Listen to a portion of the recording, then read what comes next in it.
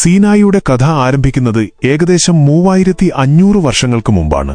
ഈജിപ്തിലെ ഫറവോന്റെ ക്രൂരമായ ഭരണത്തിൻ കീഴിൽ കഷ്ടപ്പെട്ടിരുന്ന ഇസ്രായേൽ ജനതയെ മോശ എന്ന നേതാവിന്റെ കീഴിൽ ദൈവം മോചിപ്പിച്ചു. ചെങ്കടൽ കടന്ന് അവർ സ്വാതന്ത്ര്യത്തിലേക്ക് നടന്നു. എന്നാൽ സ്വാതന്ത്ര്യം ലഭിച്ചെങ്കിലും അവർക്ക് ഒരു രാഷ്ട്രമോ വ്യക്തമായ നിയമങ്ങളോ ഒരു സമൂഹമെന്ന നിലയിൽ നിലനിൽക്കാൻ ആവശ്യമായ മാർഗനിർദ്ദേശങ്ങളോ ഉണ്ടായിരുന്നില്ല. ഇങ്ങനെ ലക്ഷ്യമില്ലാതെ മരുഭൂമിയിലൂടെ അലഞ്ഞുതിരിയുന്നതിനിടയിൽ അവർ സീനായി മരുഭൂമിയിൽ എത്തിച്ചേർന്നു. ഇവിടെ വെച്ചാണ് അവരുടെ ചരിത്രത്തിലെ ഏറ്റവും നിർണായകമായ സംഭവം നടക്കുന്നത്.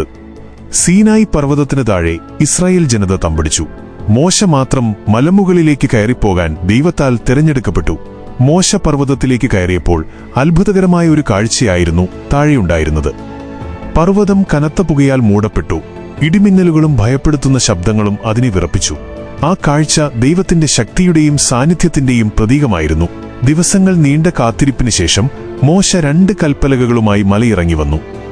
ആ പലകകളിൽ വെറുതെ കല്ലിൽ കൊത്തിയ ചില അക്ഷരങ്ങളായിരുന്നില്ല ഉണ്ടായിരുന്നത്, മറിച്ച് ഒരു ജനതയ്ക്ക് മുഴുവൻ വഴികാട്ടിയാകാൻ പോകുന്ന 10 കൽപ്പനകളായിരുന്നു അവ.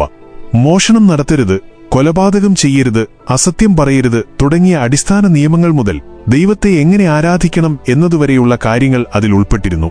ഈ നിയമങ്ങൾ ഒരു ജനതയുടെ ധാർമ്മികതയുടെയും സാമൂഹിക ഘടനയുടെയും അടിസ്ഥാനമായി മാറി. സീനായി മലയുടെ പ്രാധാന്യം വെറും നിയമങ്ങൾ ലഭിച്ച ഒരു സ്ഥലം എന്നതിലുപരിയാണ്. ഈ മല ഒരു ഉടമ്പടിയുടെ പ്രതീകമാണ്. ദൈവവും ഇസ്രായേൽ ജനതയും തമ്മിലുള്ള ഉടമ്പടി. ഞാൻ നിങ്ങളുടെ ദൈവമായിരിക്കും, നിങ്ങൾ എന്റെ ജനവും എന്ന വാഗ്ദാനം ഇവിടെ വെച്ച് ഉറപ്പിക്കപ്പെട്ടു. ഈ പർവ്വതം യഹൂദരുടെ വിശ്വാസത്തിന് ഒരു അടിത്തറ നൽകി. അവർക്ക് അവരുടെ സ്വത്വബോധം തിരികെ ലഭിച്ചു. ഈജിപ്തിലെ അടിമത്തത്തിന്റെ ചങ്ങലകൾ അവർക്ക് നഷ്ടപ്പെട്ടപ്പോൾ ദൈവവുമായുള്ള ഉടമ്പടിയുടെ ചങ്ങലകൾ അവരുടെ ഹൃദയത്തിൽ സ്ഥാനം പിടിച്ചു. കൂടാതെ യഹൂദ പാരമ്പര്യത്തിൽ ഈ പർവ്വതത്തിന് മറ്റൊരു പ്രാധാന്യമുണ്ട്. മറ്റു പർവ്വതങ്ങളെ അപേക്ഷിച്ച് ഉയരം കുറഞ്ഞ ഒരു മലയാണ് സീനായി. ദൈവം ഈ ചെറിയ പർവ്വതം തിരഞ്ഞെടുത്തത് വിനയത്തിന്റെയും താഴ്മയുടെയും പ്രാധാന്യം പഠിപ്പിക്കാനാണെന്ന് അവർ വിശ്വസിക്കുന്നു. ദൈവത്തിന്റെ നിയമങ്ങൾ സ്വീകരിക്കാൻ അഹങ്കാരമില്ലാത്ത ഒരു ഹൃദയമാണ് വേണ്ടത് എന്ന് ഇത് സൂചിപ്പിക്കുന്നു.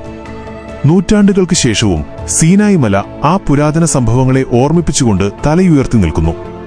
ഇത് വെറുമൊരു കുന്നല്ല, മറിച്ച് ഒരു ജനതയുടെ ആത്മാവും അവരുടെ വിശ്വാസവും രൂപപ്പെട്ട ചരിത്രപരമായ ഒരു സ്ഥലമാണ്. ഈ വീഡിയോ നിങ്ങൾക്കിഷ്ടമായെന്ന് കരുതുന്നു. അടുത്ത വീഡിയോയിൽ മറ്റൊരു ചരിത്രകഥയുമായി വീണ്ടും കാണാം.